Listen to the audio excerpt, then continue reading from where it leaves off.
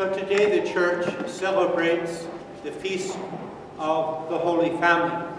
And it is something like the Feast of the Holy Trinity. There, we're not looking at God the Father or Son or Holy Spirit, but the three of them together in relationship with each other. So too now, we have feast days honoring Joseph. We have many feast days honoring Mary. And of course, every feast day honors their son. But today we look at the three of them as a family, their relationship with each other.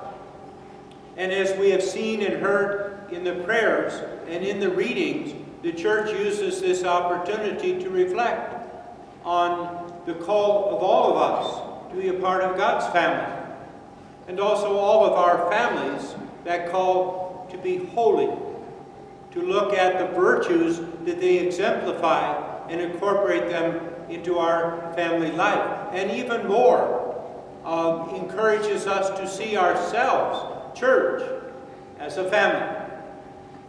In our first reading, it basically is telling us that every child is a blessing from God, right?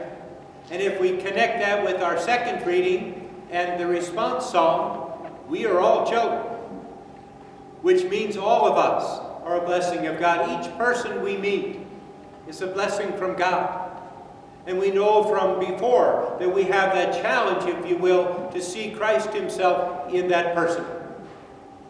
And so this is a wonderful opportunity for us to reflect on our relationship with people, on our relationship with God, and our call to be community, and to, in a sense, evaluate ourselves on this, to see that how we live our faith is relationships. How we live our faith is community. And so we look back, as we always do at the end of a year, we look back and kind of evaluate how it went. And perhaps the best would be to look at the people in our life. Maybe start with our family, right? The members of our immediate family, but then expand it, you know, grandma, grandpa, uncles and aunts, the extended family. Might be sure to include the dog. We look at our relationship with God, Father, Son, and Holy Spirit. We look at our relationship with the people in our life, our neighbors and friends, the shopkeepers, the teachers, the doctors and nurses, all those people, the bus driver, and other people that we don't even know, that we pass in the way of life, the other drivers, right?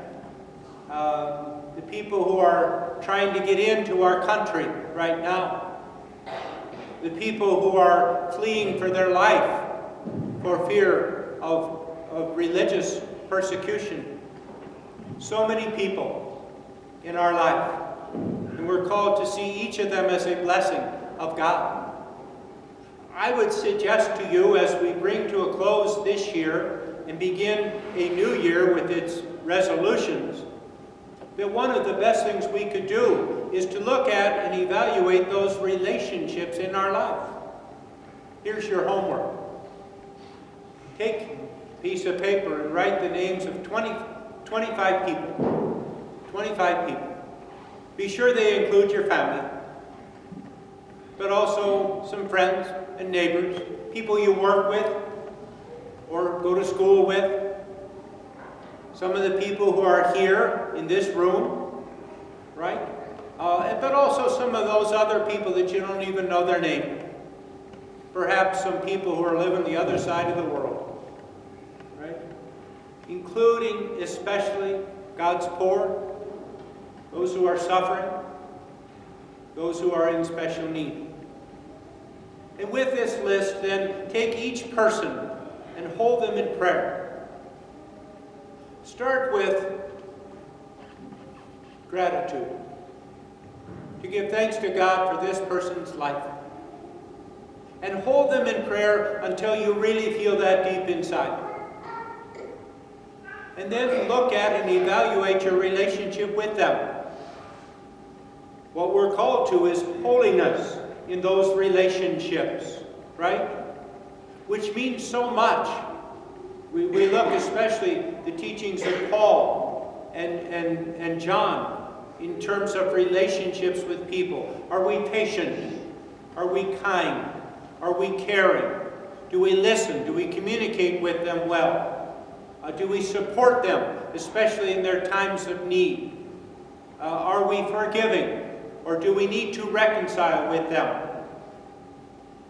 All these things we can use to evaluate. I suggest this as a wonderful way of preparing for the sacrament of reconciliation. Look at the people. Look at your relationship with them. Look at it from a spiritually healthy point of view.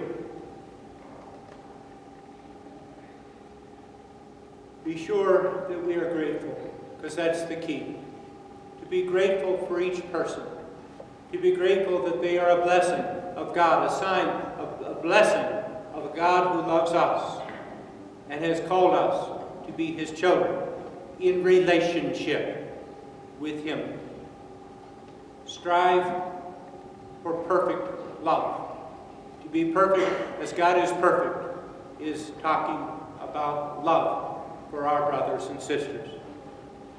Soon we will approach the altar and renew that covenant of love there. The model for us of the meaning of love is right before us. That's the love for each person. That's the love for planet Earth. It's the love for all of God's creation. And it is only measured by Him and His love for us. Soon we will see and hear Jesus Himself say, "This is my body given for you. This is my blood poured out for you." And then He will say, "Do this in memory of me." What the "this" He is speaking about is love for our brothers and sisters.